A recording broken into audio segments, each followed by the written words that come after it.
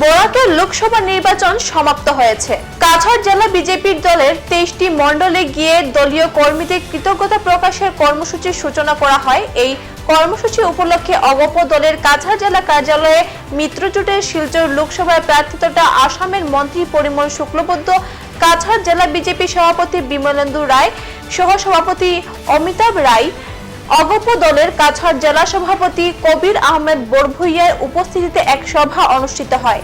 এদিনের সভায় অগপর সংখ্যালঘু পরিষদের সম্পাদক আয়েশা সুলতানা চৌধুরী বলেন, আসাম তথা বরাকে দুর্নীতি মুক্ত ও উন্নয়নমুখী চিন্তাধারার জন্য একজন সাংসদ হিসেবে আগামী দিনে কাছাড় জেলাবাসীকে পেতে চলেছে। আগামীতে তৃতীয়বারের মতো নরেন্দ্র মোদীজিকে প্রধানমন্ত্রী রূপে ও সঙ্গে কাছাড়ে সাংসদ হিসেবে মিত্রজোটের প্রার্থী পরিমল শুক্লবৈদ্যকে কাছাড়ের লোকসভায় কাছাড়ের সাংসদ হিসেবে দেখবেন বলে তিনি আশা প্রকাশ করেন। জেলা সভাপতি কবির আহমেদ বড়ভুইয়া বলেন, যেখানে কংগ্রেস দল শাসন ক্ষমতায় এসেছে সেখানেই জনগণের শোষণ হয়েছে। শোষণের আরেক নাম কংগ্রেস দল। মিত্রজোটের সরকার আসামে আসার পরবর্তী সময়ে জনগণ শোষণ ও দুর্নীতি মুক্ত সরকার পেয়েছে। মিত্রজোটের প্রার্থী পরিমল শুক্লবৈদ্য কাছাড় জেলার প্রত্যেকটি জায়গা থেকে বিপুল সংখ্যক ভোট পেয়েছেন ও তিনি আগামীতে প্রায় 2 লক্ষ ভোটের ব্যবধানে জয়ী হবেন।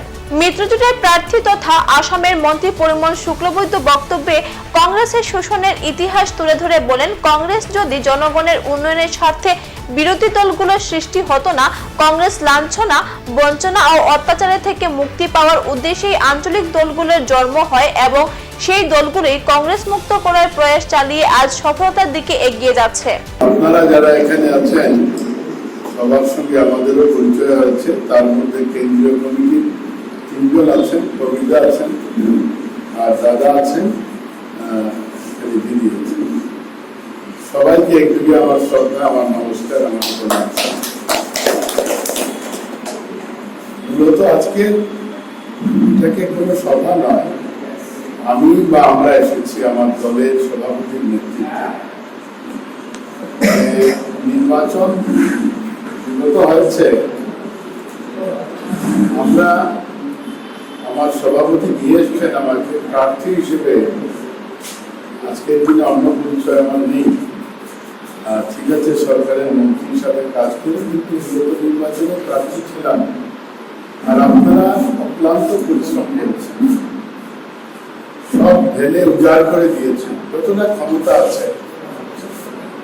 এই যে মন খুলে মন ঢেলে আপনারা দিলেন, তার জন্য আমরা আপনাদের কাছে কৃতজ্ঞতার পাশে আবদ্ধ থাকবো।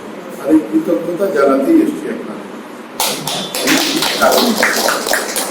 কারণ নির্বাচন যখন হয়, স্বাভাবিকভাবে দলের প্রার্থী হিসাবে আমরা সব দলই চিহ্নিত থাকে, কিন্তু আমাদের মধ্যে মিত্রতা আছে, রাজনৈতিক মিত্রতা।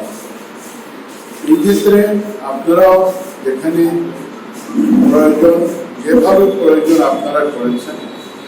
নির্বাচনের পরে আমাকেও বলা হয়েছিল আমার এখানে নির্বাচনের পরে যাতে অন্যান্য জায়গায় কিছুটা সময় দিতে পারি, সেই হিসাবে আমি এবং আমরা অনেকেই দিয়েছি।